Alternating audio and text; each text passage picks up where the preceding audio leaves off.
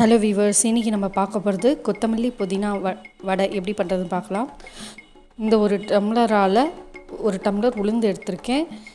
இதே டம்ளரில் 1/4 டம்ளர் கடலப்பருப்பு உளுத்தம்பருப்பு சேர்த்து 1/4 டம்ளர் இது ரெண்டையும் சேர்த்து ஊற வச்சுக்கோங்க. இது ஒரு 3 மணி நேரம் போல் ஊற வச்சுருக்கேன். இப்போ ஒரு மிக்ஸி ஜாரில் ஒரு பெரிய துண்டு இஞ்சி, 6 பச்சை மிளகாய் சேர்த்துட்டு ட்ரையாக பொடி பண்ணி எடுத்துக்கோங்க, தண்ணி விடாமல். இந்த மாதிரி ட்ரையாக பொடி பண்ணதுக்கப்புறம் இந்த நம்ம ஊற வச்சுருந்தோம் இல்லையா பருப்பு, அதை நல்லா வாஷ் பண்ணிவிட்டு இதோட சேர்த்துக்க வேண்டியதான். தண்ணி விடாமல் நல்லா கொரன்னு அரைச்சி எடுத்துக்கோங்க, தண்ணி விட்டுறவே கூடாது.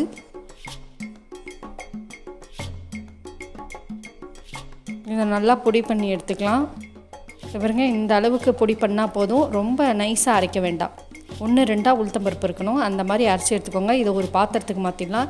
இது மாதிரி எல்லாத்தையும் அரைச்சி எடுத்து வச்சுக்கிட்டேன். இப்போது தேவையான அளவுக்கு உப்பு, 1 ஸ்பூன் பெருங்காயப்பொடி ஆட் பண்ணிவிட்டு, 1/2 கட்டு புதினா,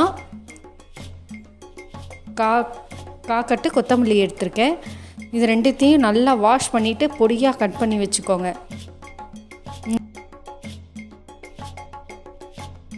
இதை நல்லா பொடியாக வச்சு வாஷ் பண்ணி எடுத்துக்கிட்டேன். இப்போ அந்த மாவோடு இதை கலந்துக்கலாம்.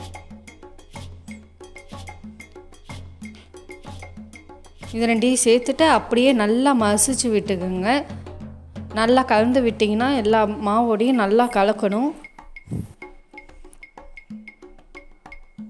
இது ஸ்பெஷல் வடை, அதனால் நான் பால் கவர் எடுத்திருக்கேன். இதை தண்ணியால் தொடச்சிட்டு இப்போ நம்ம பசஞ்சு வச்சுருந்த மாவை வடை மாதிரி தட்டி எடுத்துக்கலாம். இது கிட்டத்தட்ட ஆஞ்சநேயர் வடை மாதிரியே இருக்கும். சாப்பிட ரொம்ப டேஸ்ட்டாக அருமையாக இருக்கும். இந்த மாதிரி மெல்லிசா தட்டியே போடுங்க, ரொம்ப மொத்தமாக தட்டிடாதீங்க, நல்லா இருக்காது. மெல்லிசா தட்டப்போ தான் நல்லா கிறிஸ்பியாக டேஸ்டியாக இருக்கும்.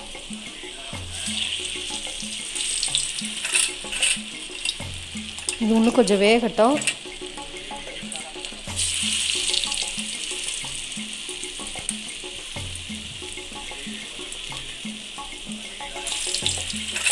இப்போ நல்லா வெந்துருச்சு, இதை எடுத்துட வேண்டியதான். பாருங்கள், சுட சுட சுவையான கொத்தமல்லி புதினா வடை ரெடி. இந்த வீடியோ பிடிச்சிருந்தா லைக் பண்ணுங்கள், ஷேர் பண்ணுங்கள், சப்ஸ்கிரைப் பண்ணுங்கள்.